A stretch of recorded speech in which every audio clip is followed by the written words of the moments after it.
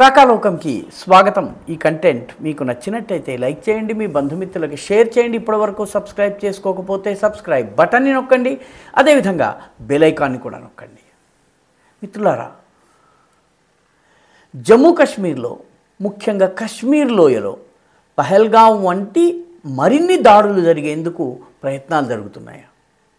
పహల్గాం కన్నా పెద్ద దాడిని, అంతకన్నా ఎక్కువ ప్రాణ నష్టం జరిగేటటువంటి సంఘటనలు కశ్మీర్ లోయలో జరగాలని చెప్పి పాకిస్తానీ ఏజెంట్లు, పాకిస్తానీ ఐఎస్ఐ, పాకిస్తాన్ సమర్థిత ఉగ్రవాద సంస్థలు ప్రయత్నిస్తున్నాయి. ఈ మేరకు ఇంటెలిజెన్స్ సంస్థలకు సమాచారం లభించింది. జమ్మూ కాశ్మీర్లో స్లీపర్ సెల్స్గా ఉన్నటువంటి అనేక పాకిస్తానీ ఉగ్రవాదులు, అంటే వీళ్ళు ఒక 8 ఏళ్ల క్రితం 7 ఏళ్ల క్రితం ఉగ్రవాదానికి పాల్పడి ప్రస్తుతం సాధారణ జీవితం గడుపుతూ ప్రజలకి మామూలు వ్యక్తుల్లా కనిపిస్తూ ఉంటారు. కానీ వీళ్ళు తమ ఉగ్రవాద కార్యకలాపాలకు సంబంధించిన కనెక్షన్స్ కొనసాగిస్తూ ఉంటారు. యాక్టివ్ కమ్మని అక్కడ మీట నొక్కగానే ఇక్కడ వీళ్ళు దాడికి పాల్పడతారు. కాబట్టి ఇంటెలిజెన్స్ వర్గాలకు కూడాను వీళ్ళు ఎవరు, వీళ్ళ యాక్టివిటీ ఏంటి, ఎక్కడి నుంచి దాడి చేస్తారన్నది కనుక్కోవడం కష్టము. అటువంటి స్లీపర్ సెల్స్ కశ్మీర్ లోయలో యాక్టివేట్ అవుతున్నాయి. ఇది ఇంటెలిజెన్స్ వర్గాలు చెప్తున్నటువంటి సమాచారం. ఇందులో భాగంగా కశ్మీర్ లోయలో 87 టూరిజం స్పాట్స్ ఉన్నాయి.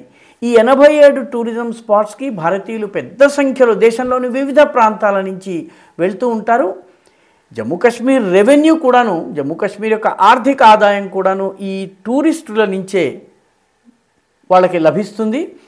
కాబట్టి మరిన్ని దాడులు జరిగే అవకాశం ఉన్నటువంటి నేపథ్యంలో 87 స్థానాల్లో 48 స్థానాల్ని ముందు జాగ్రత్త చర్యగా మూసివేయాలని చెప్పి ప్రభుత్వం నిర్ణయిస్తుంది. ఎందుకంటే టూరిజం స్పాట్స్లో సైనికుల్ని, లేకపోతే భద్రతా దళాల్ని, లేకపోతే రక్షణ వ్యవస్థను ఏర్పాటు చేయడం చాలా కష్టమవుతుంది. ప్రజలు ఎక్కడికి వెళ్తారో, ఏం చేస్తారన్నది తెలియదు. స్థానికుల్లో వాళ్ళకి సహాయం చేసే వాళ్ళలో ఎవరు ఉగ్రవాదులో, ఎవరు స్లీపర్ సెల్సో చెప్పడము కష్టము. కాబట్టి రక్షణ కల్పించగలిగేటటువంటి వాటిని మాత్రమే తెరిచి మిగిలినటువంటి 48 సెంటర్స్ ఏవైతే టూరిస్ట్ స్పాట్స్ ఏవైతే ఉన్నాయో వాటిని మూసేయాలని నిర్ణయించారు. దీనివల్ల జమ్మూ కాశ్మీర్ ఆర్థిక వ్యవస్థకి చాలా పెద్ద దెబ్బ పడుతుంది. కాబట్టి భారత ప్రభుత్వం ముందు జాగ్రత్తగా చేసినప్పటికి కూడాను ఈ టూరిజం సీజన్ ఏదైతే ఉందో అది వాషౌట్ అయిపోయేటటువంటి ప్రమాదం ఉంది. ఇది మొత్తం అంతా కలిపి ఏప్రిల్ 22న జరిగినటువంటి పహల్గాం దాడి ప్రభావంలో ఇదంతా జరుగుతుంది. ఇప్పుడు పహల్గాం దాడిలో పాల్గొన్నటువంటి ఉగ్రవాదుల్లో ఒకరి పేరు ఇప్పుడు బయటకు వచ్చింది. అతన్ని ఐడెంటిఫై చేశారు. అతని పేరు హాషిం మూసా. ఈ హాషిం మూసా పాకిస్తానీ ఆర్మీకి చెందినటువంటి వాడు. పాకిస్తానీ ఆర్మీలో కూడాను పారాకమాండో, అంటే పారాకమాండో అంటే చాలా సుశిక్షితుడైనటువంటి జవాన్, స్పెషల్ ఆపరేషన్స్ కోసం ఉపయోగపడేటటువంటి వ్యక్తి.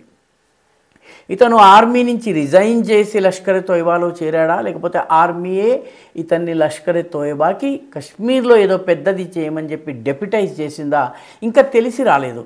కానీ ఈ హాషిం మూసాకి ఆర్మీ ట్రైనింగ్ ఉంది, ఇతను పారాకమాండో అన్నటువంటి విషయము ఇప్పుడు ఈ ఓవర్ గ్రౌండ్ వర్కర్ని ప్రశ్నిస్తూ ఉంటే, ఓవర్ గ్రౌండ్ వర్కర్స్ అంటే జమ్మూ కాశ్మీర్లో సగటు పౌరుల్లాగా, సాధారణ ఉద్యోగుల్లాగా, లాయర్లలాగా, డాక్టర్లలాగా ఉంటూ ఉగ్రవాదానికి పైకి తెలియకుండా ప్రచ్ఛన్నంగా సహకరించేటటువంటి వాళ్ళు పైకి కనిపించరు, కానీ వీళ్ళ ఆపరేషన్స్ జరుగుతాయి. ఈ రకంగా ఒకప్పుడు నక్సలైట్లకు కూడాను ఓవర్ గ్రౌండ్ వర్కర్స్ చాలా పెద్ద సంఖ్యలో ఉండేవారు. ఇప్పుడు చాలా బలహీనమైంది. అలాగా జమ్మూ కాశ్మీర్లో ఉన్నటువంటి ఓవర్ గ్రౌండ్ వర్కర్స్ని ఐడెంటిఫై చేసి దాదాపు 1500 మందిని ఐడెంటిఫై చేసి ప్రశ్నిస్తే ఈ హాషిం మూసాకి సంబంధించినటువంటి విషయాలు బయటపడ్డాయి. ఇతను ఇంతకు ముందు కూడాను అక్టోబర్ 2024లో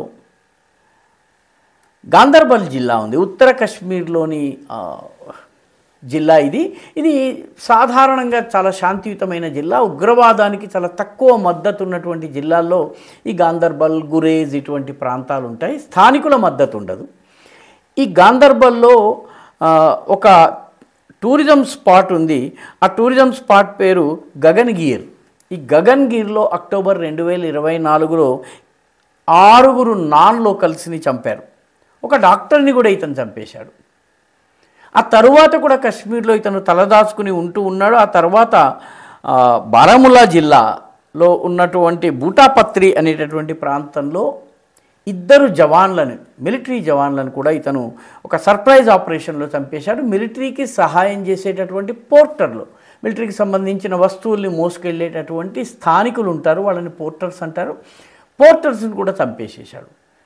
కాబట్టి ఈ వ్యక్తి ఇతనికి సహకరించినటువంటి ఈ 2 దాడుల్లో ఇతనికి సహకరించినటువంటి స్థానికులు 2 ఉన్నారు. ఒకటి పేరు జునైద్ అహ్మద్ భట్, ఇంకొకటి పేరు అర్బాజ్ మీర్. వీళ్ళిద్దరిని తర్వాత ఎన్కౌంటర్స్లో పోలీసులు పైకి పంపించారు. కానీ ఈ హాషిం మూసా ఇప్పటి వరకు పట్టుబడలేదు. హాషిం మూసా కోసం ఇప్పుడు పెద్ద ఎత్తున అన్వేషణ కొనసాగుతోంది. ఇంకోవైపు భారతదేశంలో ఉన్నటువంటి పాకిస్తానీ పౌరుల్ని వెతికేటటువంటి ముమ్మరమైనటువంటి ప్రయత్నాలు జరుగుతున్నాయి. గతంలో ఒక వీడియోలో నేను చెప్పినట్టుగా లెఫ్ట్ లిబరల్ ఎకోసిస్టమ్ హఠాత్తుగా మేల్కొంది, మీడియా మేల్కొని ఈ రకంగా పట్టుబడి పాకిస్తాన్కి వెళ్ళవలసి వస్తున్నటువంటి పాకిస్తానీ పౌరులు, అక్రమంగా మన దేశంలో నివసిస్తూ ఎలాంటి పత్రాలు లేకుండా లేకపోతే కాలపరిమితి దాటిపోయినా ఉంటున్నటువంటి వాళ్ళు ఎవరైతే ఉన్నారో వీళ్ళ కన్నీటి గాథలను మీడియా హైలైట్ చేసేటటువంటి ప్రయత్నం చేస్తోంది. ప్రభుత్వ అధికారులు, పాకిస్తానీ ఏజెంట్సు, దౌత్య కార్యాలయాల్లో పనిచేసే సిబ్బంది, వీళ్ళకి 537 మంది దేశాన్ని వదిలి వెళ్ళిపోయారు. కానీ వీరితో పాటు అనేక మంది వివాహం చేసుకున్నారు. ఈ దేశంలో ఈ రకంగా 5 లక్షల మంది పాకిస్తానీలు స్థానికులను వివాహం చేసుకుని ఉంటున్నారు. సీమా హైదర్ కేసు ఈ మధ్య వచ్చింది. హైదరాబాద్తో సహా అనేక చోట్ల వివాహం చేసుకుని సెటిల్ అయినటువంటి పురుషులు, స్త్రీలు కూడా ఉన్నారు. ఒక్కొక్కళ్ళు 16 సంవత్సరాలు 17 సంవత్సరాలు కాపురాలు ఇక్కడ చేసినటువంటి వాళ్ళు ఉన్నారు. ఇన్నాళ్ల వరకు వాళ్ళని ఎవరూ పట్టుకోలేదు. ఇప్పుడు ప్రభుత్వం వాళ్ళని సరిహద్దు దాటిస్తోంది. మొత్తం 5 లక్షల మంది ఈ రకంగా ఉన్నారు. ఇందులో 80,000 మంది సరిహద్దు రాష్ట్రమైన పంజాబ్లోనే వివాహాలు చేసుకున్నారు. వాళ్ళందరూ కూడా మహిళలు కావడం, అంటే ఈ వివాహం చేసుకోవడము, పిల్లలకి ఇక్కడ జన్మనిచ్చిన తర్వాత వాళ్ళకి భారతీయ పౌరసత్వం ఇప్పించడము, దీని వెనుక ఉన్నటువంటి కుట్రను కూడా ప్రస్తుతం అధ్యయనం జరుగుతోంది. ఎందుకంటే 1989, 1995 వరకు జమ్మూ కాశ్మీర్లో ఉగ్రవాదం నడుపుతున్నప్పుడు, ఉగ్రవాదం చాలా పీక్లో ఉన్నటువంటి సమయంలో జమ్మూ కాశ్మీర్లో స్త్రీలు ఇచ్చేటటువంటి నినాదము, మహిళలు ఇచ్చే నినాదం, ఉద్యమాలు చేసినప్పుడు, రాళ్ళు విసిరినప్పుడు, అదేవిధంగా ఫ్రైడే నమాజ్ సమయంలో అల్లరి చేసినప్పుడు మహిళలు నమాజ్లో పాల్గొన్నారు. కానీ వీళ్ళు కూడా రోడ్ల మీదకి వచ్చేవాళ్ళు. దుఖ్తరానే మిల్లత్ వంటి సంస్థలు మహిళల్ని పోగు చేసేవి. వాళ్ళ నినాదము ఏంటంటే పాకిస్తాన్ జాయేంగే బచ్చా లేకే ఆయేంగే, మేము పాకిస్తాన్కి వెళ్తాము, పిల్లల్ని కని వాళ్ళని భారతదేశానికి తీసుకొచ్చి ఉగ్రవాదులుగా తయారు చేస్తాము. కాబట్టి ఈ రకంగా ఎంతమంది ఉన్నారు అన్నటువంటి లెక్క కూడా వేయవలసినటువంటి అవసరం ఉంది. పాకిస్తాన్ జాయేంగే బచ్చా లేకే ఆయేంగే అన్నటువంటి నినాదం ఉంది.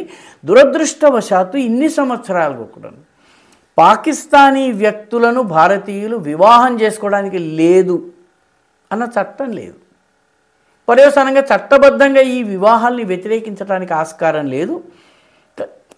అందులో భాగంగానే సానియా మిర్జా పాకిస్తానీ క్రికెటర్ని వివాహం చేసుకుంది. అయితే ఇటువంటి వాళ్ళు ఎంత ప్రమాదకరమో వీళ్ళకన్నా ప్రమాదకరమైనటువంటి వ్యక్తులు ఉన్నారు. క్రికెట్ ఆటని చూడటానికి ఈ దేశంలోకి వచ్చారు, వచ్చిన తర్వాత ఎక్కడికి పోయారో తెలియదు. ఉదాహరణకి 2007లో కాన్పూర్లో జరిగినటువంటి ఇండియా పాకిస్తాన్ మ్యాచ్ చూడటానికి 32 మంది పాకిస్తానీలు అన్ని రకాల ఫార్మాలిటీలను పూర్తి చేసి వచ్చారు. ఈ 32 మందిలో 4 పాకిస్తాన్కి తిరిగి వెళ్ళారు. 28 మంది మన దేశంలోనే ఉన్నారు. 2008 నుంచి నేటి వరకు వాళ్లను పట్టుకోవడం అనేది మన భద్రతా దళాలకి అసాధ్యమైపోయింది, మన పోలీస్ సిబ్బందికి అసాధ్యమైపోయింది. ఎందుకంటే లోకల్ పాపులేషన్ వాళ్ళని దాచిపెడుతోంది, సహకరిస్తోంది. కాబట్టి ఈ తరహా అంటే 18 ఏళ్లుగా వాళ్ళ యొక్క అంతు అజా అయిపు దొరకలేదు. కాబట్టి ఇప్పుడు భారత ప్రభుత్వం మొత్తము ఇది పెద్ద ఎత్తున పాకిస్తానీ మూలానికి చెందినటువంటి పౌరులు సక్రమంగా అక్రమంగా నివసిస్తున్న వాళ్ళందరినీ పంపించే ఒక పెద్ద కార్యక్రమం చేపట్టింది. ఇది జరిగినట్లయితే దీనితో పాటు ఉగ్రవాద ఎలిమెంట్స్ని కూడా తొలగించినట్లయితే మొత్తము పాకిస్తాన్కి ఈ దేశంలో ఉన్నటువంటి సపోర్ట్ సిస్టమ్ బలహీనపడుతుంది. అందుకనే ముందు జాగ్రత్తగా కొన్ని టూరిస్ట్ స్పాట్స్ని కూడా మూసివేయడం వల్ల తద్వారా పోలీసులు, కశ్మీర్లో ఉన్నటువంటి భద్రతా దళాలు ఈ ఉగ్రవాద వ్యతిరేక ఆపరేషన్ల మీద పూర్తి జోరు పెట్టడానికి వీలు పడుతుంది. ఈ వీడియో మీకు నచ్చినట్టయితే లైక్ చేయండి, షేర్ చేయండి, ఈ ఛానల్కు సబ్స్క్రైబ్ చేయండి. మీ అభిప్రాయాన్ని కమెంట్ల రూపంలో తప్పనిసరిగా పంపించండి.